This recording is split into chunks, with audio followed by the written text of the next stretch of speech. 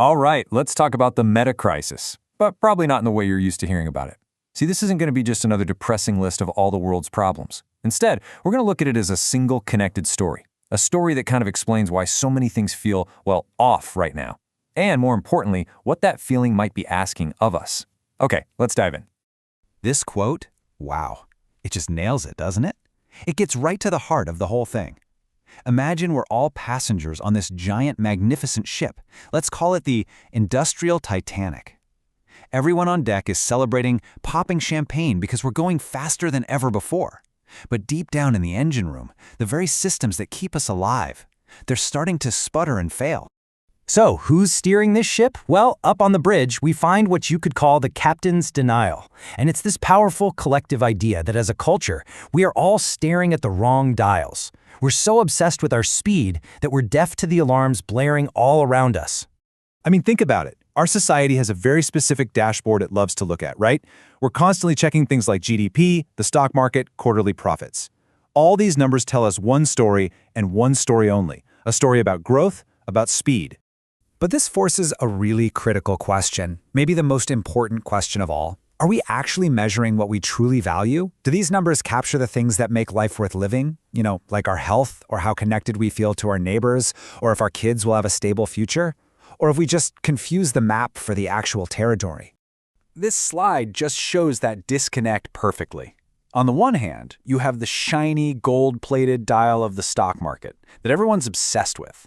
But if you were to slide that panel away, you'd see the real life support dials, and they're all flashing red.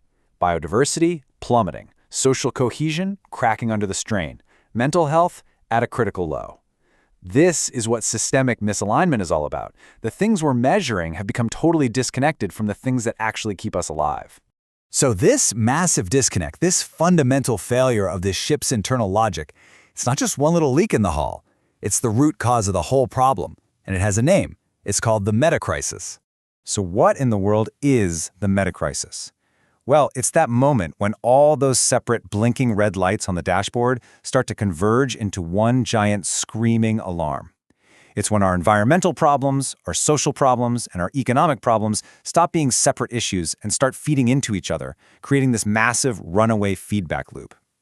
And it's all fueled by this one really deep and really flawed idea that we humans are somehow separate from nature. You could almost think of it as a perfect storm. You've got the incredible stress on our planet's living systems. You've got the growing fractures inside our own communities. You have an economic engine that is completely, and I mean completely, out of balance with physical reality. And then underneath all of that, there's this deeper feeling, this kind of spiritual ache, a profound sense of disconnection from everything. Now, the physical engine driving this whole storm is something called ecological overshoot. The idea is actually pretty simple, but it's staggering. It means we are using up the Earth's resources and creating waste way faster than the planet can ever hope to regenerate and absorb it. It's like we've been living on a credit card with no limit for decades, and the bank is finally on the phone telling us we're cut off. And a really scary part of the Metacrisis is how these problems create feedback loops that just make everything worse faster. Take global warming, for example. As the ice melts, it reveals the darker ocean underneath, which then absorbs more heat, which, you guessed it, melts more ice. Or how about this?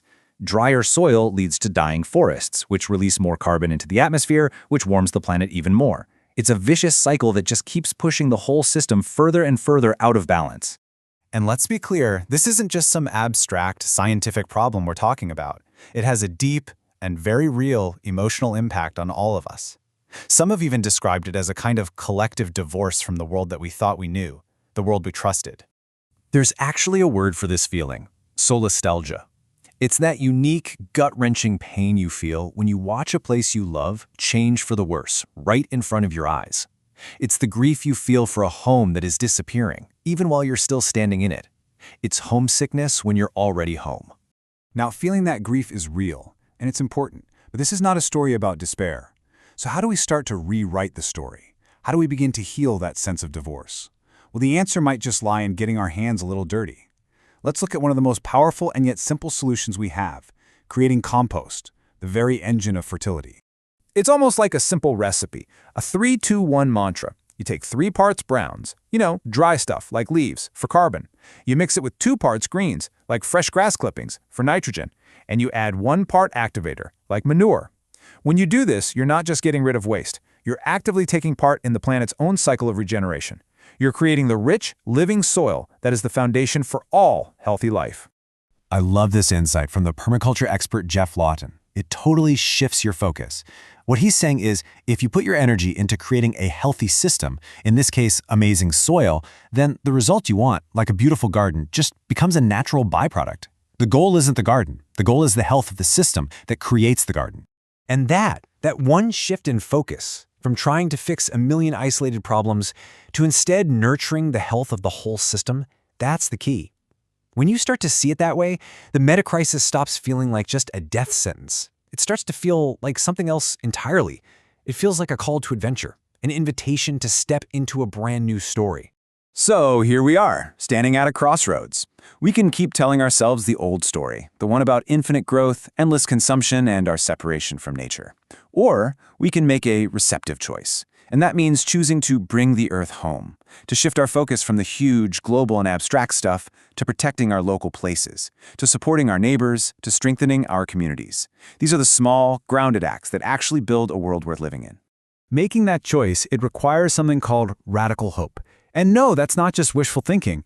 It's a courageous decision to invest your time and your energy into a future that you might not even get to fully see. It's about planting trees whose shade you know you may never sit in, just because it's the right thing to do for the life that comes after us. Because ultimately, that's the real question, isn't it? 100 years from now, people are going to look back at this exact moment in time, and they're going to see us as their ancestors. The choices we make, right here, right now, are writing the story that they will have to live in. So, what's our legacy going to be? It all really comes down to this one last question. The challenges, they're real. The situation is absolutely serious. You could say the music of our time is pretty heavy, but our hope isn't found in pretending the music isn't playing.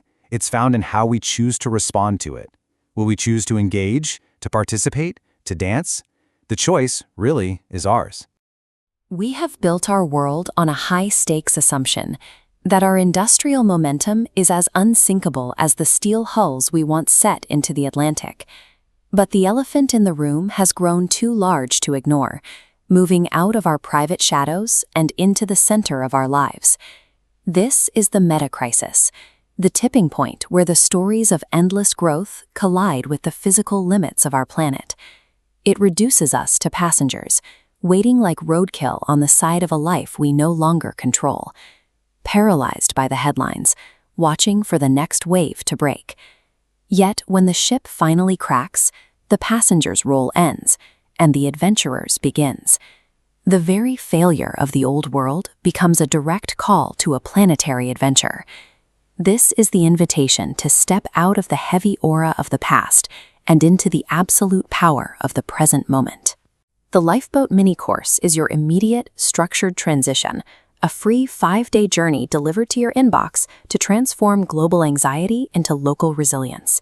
As the unsinkable systems fracture, we must stop asking for permission and start acting as co-creators of the cosmos, mapping a new way forward through our own backyards. Day 1 begins with an audit of the invisible, the energy and water systems you rely on every hour, yet rarely ever see. Day 2 forces a change in your geographical lens, challenging you to locate your true home within your watershed and local bioregion. You won't navigate this terrain alone. You will receive daily study guides and synthesized patterns designed to cut through the noise and reveal the architecture of change. Day 3 asks you to practice active hope in a world facing ecological overshoot. Day 4 introduces the demanding standard of revolutionary love. By tracing the water back to your neighbor's tap, you move beyond the narrow walls of self-help and into the expansive, interconnected practice of systems health.